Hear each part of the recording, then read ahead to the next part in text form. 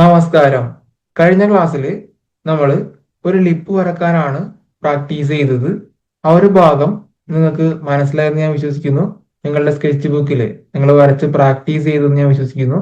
ഇന്നത്തെ ഒരു ക്ലാസ്സിൽ നമ്മൾ പഠിക്കാനായിട്ട് പോകുന്നത് നോസ് ഡ്രോയിങ് ആണ്. ഒരു ഫ്രണ്ട് വ്യൂയിലുള്ള ഒരു നോസ് സ്റ്റെപ്പ് ബൈ സ്റ്റെപ്പ് ആയിട്ട് കൺസ്ട്രക്ഷൻ മെത്തേഡ് യൂസ് ചെയ്ത് എങ്ങനെ എളുപ്പത്തിൽ ഔട്ട്ലൈൻ ചെയ്യാമെന്നും അതേപോലെ തന്നെ ഷെയ്ഡിങ് ഇംപ്ലിമെന്റ് ചെയ്ത് നമുക്ക് റിയലിസ്റ്റിക് ആയിട്ട് എങ്ങനെ ഒരു നോസ് വരക്കാമെന്നും നമുക്കിന്ന് പഠിക്കാം. അപ്പോ നിങ്ങളുടെ സ്കെച്ച് ബുക്കും പെൻസിലും ഒക്കെ എടുത്ത് റെഡി ആയിക്കോ.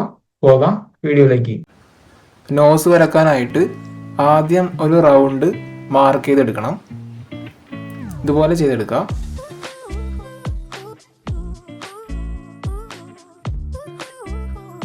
ഇനി ഈ ഒരു ഭാഗത്ത് ചെറിയൊരു റൗണ്ട് മാർക്ക് ചെയ്തെടുക്കണം. ആദ്യം വരച്ച റൗണ്ടിനേക്കാൾ കുറച്ചുകൂടെ സൈസ് കുറച്ച് മാർക്ക് ചെയ്തെടുക്കുക. ഓക്കെ. ഇനി ഈ ഒരു ഭാഗത്തായിട്ട് ഇടത്തെ ഭാഗത്ത് ഈ ഒരു സൈസിൽ റൗണ്ട് മാർക്ക് ചെയ്തെടുക്കുക. ഇതാണ് ഇതിൻ്റെ ബേസ് എന്ന് പറയുന്നത്.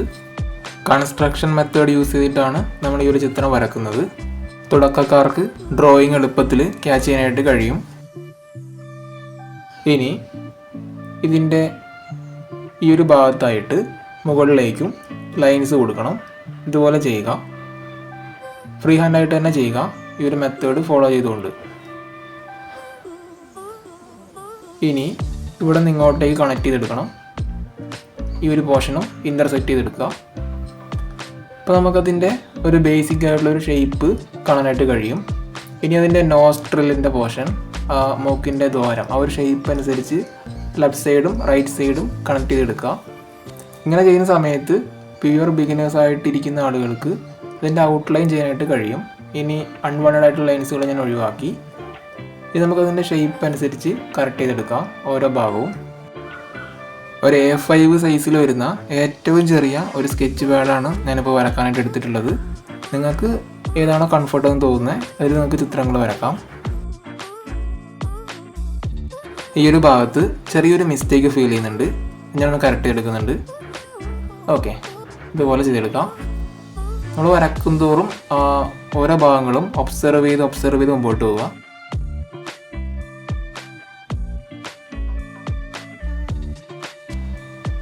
ഞാനിപ്പോൾ ഇതിൻ്റെ ലൈൻസിൻ്റെ കട്ടി കുറച്ചുകൂടെ കൂട്ടിയിട്ട് വരക്കുന്നുണ്ട്. അത് ക്യാമറയിൽ കുറച്ചുകൂടെ വ്യക്തമായിട്ട് കാണാൻ വേണ്ടിയിട്ടാണ് ചെയ്യുന്നത്. നിങ്ങൾ വരക്കുന്ന സമയത്ത് ലൈറ്റായിട്ട് തന്നെ മാർക്ക് ചെയ്യാം. ഇനി ഈ ഒരു ഭാഗത്തും അതിൻ്റെ ഹൈലൈറ്റ് ആയിരിക്കും വരുന്നത്, പ്രകാശം അടിക്കുന്ന ഭാഗം. അവിടെ ഷെയ്ഡ് കൊടുക്കേണ്ട കാര്യമില്ല, അത് ജസ്റ്റ് ഒന്ന് ഒഴിച്ചിടുക. ഇനി നമുക്ക് ഷെയ്ഡിങ്ങിലേക്ക് കടക്കാം. ആദ്യം ലൈറ്റ് പെൻസിൽ HBയോ 2B ഉപയോഗിച്ചുകൊണ്ട് ഫസ്റ്റ് ലെയർ മാർക്ക് ചെയ്തെടുക്കണം. ഇതുപോലെ ഷെയ്ഡ് കൊടുക്കണം. ബിഗിനേഴ്സ് വരുത്തുന്ന ഏറ്റവും വലിയൊരു മിസ്റ്റേക്ക് എന്ന് പറയുന്നത് ഷെയ്ഡിങ് സമയത്ത് അവർ ആദ്യം തന്നെ കട്ടിയിൽ പ്രഷർ കൂട്ടി ഷെയ്ഡ് കൊടുക്കുന്നത് കാണാറുണ്ട്. അങ്ങനെ ചെയ്യുന്നത് വഴി ഡ്രോയിങ് ഒരിക്കലും ബെറ്റർ ആകില്ല. പെട്ടെന്ന് പരിപാടി കഴിയുമെന്ന് വിചാരിച്ച് ആദ്യം തൊട്ടേ ഡാർക്കായിട്ട് ചെയ്യും. പക്ഷേ ഡ്രോയിങ്ങിൻ്റെ ക്ലാരിറ്റി ഇല്ലെങ്കിൽ അത്ര ഭംഗിയൊന്നും കിട്ടില്ല. നമ്മൾ ആദ്യം ലൈറ്റ് ടു ഡാർക്ക് ആ ഒരു മെത്തേഡ് വഴി തന്നെ ഡ്രോയിങ് കംപ്ലീറ്റ് ആക്കാനായിട്ട് ശ്രദ്ധിക്കണം. ആദ്യം നമ്മൾ ലൈറ്റായിട്ട് തന്നെ ഷെയ്ഡ് കൊടുക്കുക, പിന്നെ കുറച്ചുകൂടെ കട്ടി കൂട്ടുക, പിന്നെ അതിൻ്റെ ലൈറ്റ് ആൻഡ് ഷാഡോ തിയറിയുടെ ബേസിൽ എവിടെയാണോ ഡാർക്കസ്റ്റ് ടോൺ വേണ്ടത് ആ ഭാഗം നോക്കി ഡാർക്ക് ചെയ്തെടുക്കുക. പ്രകാശം അടിക്കുന്ന ഭാഗങ്ങൾ ഒഴിച്ചിടുക. അതാണ് അതിൻ്റെ ഒരു തത്വം എന്ന് പറയുന്നത്. നമ്മൾ ആദ്യമേ കട്ടി കൂട്ടി ഷെയ്ഡ് കൊടുത്തുകൊണ്ട് കാര്യമില്ല. ഓക്കെ, ഇതൊക്കെ നമ്മൾ നല്ലപോലെ മനസ്സിലാക്കിയതിന് ശേഷം നല്ലപോലെ സമയം ഇൻവെസ്റ്റ് ചെയ്ത് ഷെയ്ഡ് കൊടുക്കുന്നുണ്ടെങ്കിലായിരിക്കും റിസൾട്ട് കാണാനായിട്ട് കഴിയുക. ഇനി ഈ ഒരു ഭാഗത്തും ലൈറ്റായിട്ട് ഞാനിപ്പോൾ പ്രഷർ കുറച്ചിട്ട് പെൻസിലിൻ്റെ ഏറ്റവും മേലെ പിടിച്ചിട്ടാണ് ഷെയ്ഡ് കൊടുക്കുന്നത്. അങ്ങനെ ഷെയ്ഡ് ചെയ്യുന്ന സമയത്ത് നല്ല ലൈറ്റ് ടോൺ ആയിരിക്കും. ലൈറ്റ് പ്രഷറിൽ നമുക്ക് ഷെയ്ഡ് കൊടുക്കാനായിട്ട് കഴിയും. ഇതുപോലെ പ്രാക്ടീസ് ചെയ്ത് നോക്കുക. ഇനി ഒരു ബ്രഷ് ഉപയോഗിച്ചുകൊണ്ട് ഞാനത് ബ്ലെൻഡ് ചെയ്തെടുക്കുന്നുണ്ട്. ഫസ്റ്റ് ലെയർ 2B പെൻസിൽ ഉപയോഗിച്ചുകൊണ്ടാണ് ഷെയ്ഡ് കൊടുത്തത്. നിങ്ങൾക്ക് HB യൂസ് ചെയ്തിട്ട് ഷെയ്ഡ് കൊടുക്കാവുന്നതാണ്. ലൈറ്റ് ടോണാണ് നമുക്ക് ആദ്യം ആവശ്യമായിട്ടുള്ളത്. അതുകൊണ്ട് ലൈറ്റായിട്ടുള്ള പെൻസിൽ യൂസ് ചെയ്യുന്നതായിരിക്കും ബെറ്റർ. ഫസ്റ്റ് ലെയർ എപ്പോഴും ഇതുപോലെ ബ്രഷ് ഉപയോഗിച്ചുകൊണ്ട് തന്നെ നല്ലപോലെ സമയം ഇൻവെസ്റ്റ് ചെയ്ത് ബ്ലെൻഡ് ചെയ്ത് കഴിഞ്ഞാൽ നല്ല റിസൾട്ടായിരിക്കും കാണാനായിട്ട് കഴിയുക. ഇതുപോലെ ചെയ്തെടുക്കുക.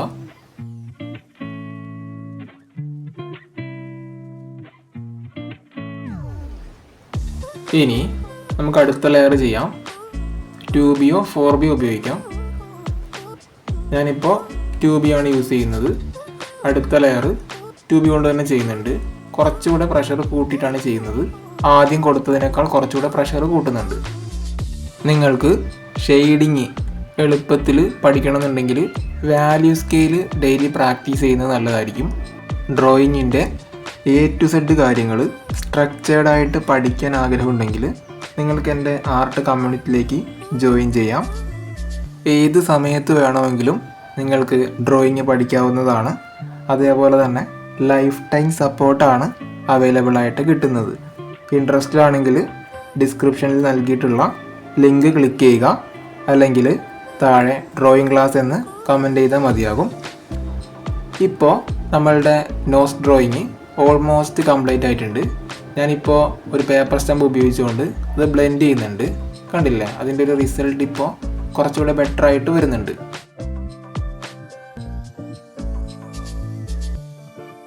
ഇനി 4B പെൻസിൽ യൂസ് ചെയ്ത് അതിൻ്റെ നോസ്ട്രിൽ ഞാൻ ചെയ്തെടുക്കുന്നുണ്ട്.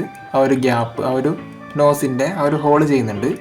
അത് നല്ലപോലെ റെഫറൻസ് പിക്ക് ഒബ്സർവ് ചെയ്ത് ചെയ്യുന്നതായിരിക്കും ബെറ്റർ.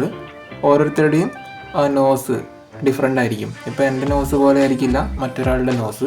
ഇപ്പോൾ പോർട്രേറ്റൊക്കെ നിങ്ങൾ പ്രാക്ടീസ് ചെയ്യുന്ന സമയത്ത് ഓരോരുത്തരുടെയും ഫേസ്, അതേപോലെ തന്നെ ഫേഷ്യൽ ഫീച്ചേഴ്സൊക്കെ നിങ്ങൾ നല്ലപോലെ ഒബ്സർവ് ചെയ്ത് മനസ്സിലാക്കുക. ഇനി ഡാർക്ക് വേണ്ട ഭാഗങ്ങൾ 4B പെൻസിൽ ഉപയോഗിച്ചുകൊണ്ട് ഞാൻ ഡാർക്ക് ചെയ്ത് കൊടുക്കുന്നുണ്ട്.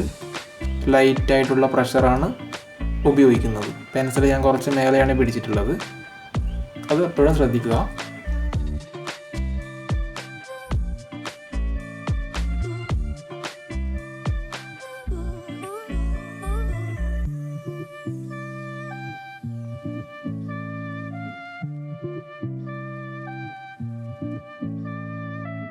ഇനി ബ്ലെൻഡ് ചെയ്തെടുക്കാം. ബ്രഷാണ് യൂസ് ചെയ്യുന്നത്.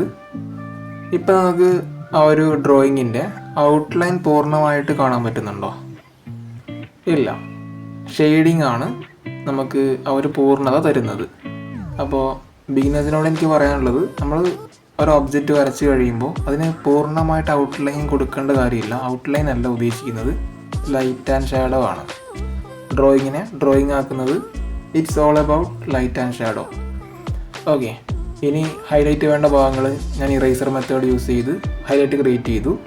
പിന്നെ അതിനോട് ചേരുന്ന ഭാഗങ്ങൾ ഷെയ്ഡ് ഞാൻ ബ്രഷ് ഉപയോഗിച്ചുകൊണ്ട് തന്നെ ബ്ലെൻഡ് ചെയ്തെടുക്കുന്നുണ്ട്.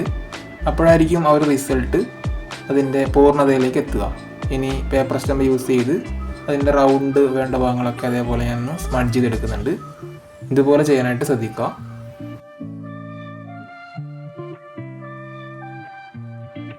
ഇനി ഒരു നോർമൽ ഇറേസർ ഉപയോഗിച്ചുകൊണ്ട് അതിൻ്റെ സ്കിന്നിൻ്റെ ടെക്സ്ചർ ഇതുപോലെ ചെയ്തെടുക്കുക. ഇനി 2B പെൻസിൽ യൂസ് ചെയ്ത് ഡാർക്ക് വേണ്ട ഭാഗങ്ങൾ ഞാൻ ഡാർക്ക് ചെയ്തെടുക്കുന്നുണ്ട്. പെൻസിൽ നല്ലപോലെ ഷാർപ്പൻ ചെയ്തതിന് ശേഷം മാത്രം ഷെയ്ഡ് കൊടുക്കുക. ഈ ഒരു ഭാഗത്ത് കുറച്ച് ഡാർക്ക് ഉണ്ടാവും, അതിനനുസരിച്ച് ടോൺ ക്രിയേറ്റ് ചെയ്തെടുക്കുക. ഇതുപോലെ ചെയ്യുക.